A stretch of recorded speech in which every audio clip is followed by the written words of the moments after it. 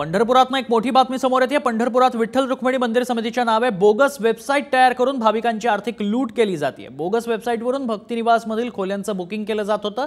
अज्ञात व्यक्तीविरोधात पंढरपूर शहर पोलीस ठाण्यात तक्रार दाखल करण्यात आली। बुकिंग करून भक्तिनिवासमध्ये राहण्यासाठी खोली न मिळाल्यानं भाविकांना तक्रार केली, त्यानंतर बोगस वेबसाईटचा प्रकार समोर आलाय।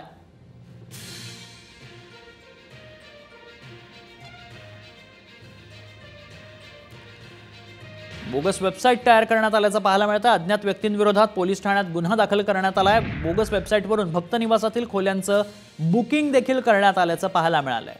पंढरपुरातनं ही मोठी बातमी समोर येते, त्यामुळे नक्की देवस्थानचीच वेबसाईट आहे ना याची आधी खात्री करा, त्यानंतरच बुकिंग करा, कारण अज्ञात व्यक्तीविरोधात आता बोगस वेबसाईट बनवल्याप्रकरणी गुन्हा दाखल करण्यात आलाय। बोगस वेबसाईट तयार करण्यात आली आहे विठ्ठल मंदिर समितीच्या नावे। अधिक माहिती जाणून घ्या, आमचे प्रतिनिधी भारत नागणे सध्या आपल्या संपर्कात आहेत। भारत, काय कारवाई करण्यात आली आहे?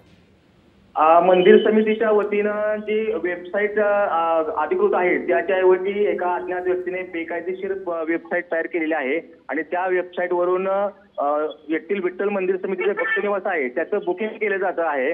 तर याच्यानंतर आता मंदिर समितीच्या लक्षात आल्यानंतर संबंधित अज्ञात व्यक्तीविरोधात मंदिर समितीने शहर पोलीस ठाण्यामध्ये गुन्हा दाखल करण्यात आलेला आहे।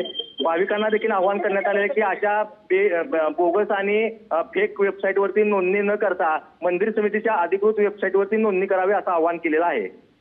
धन्यवाद भारत, आपण दिलेल्या सविस्तर माहितीसाठी।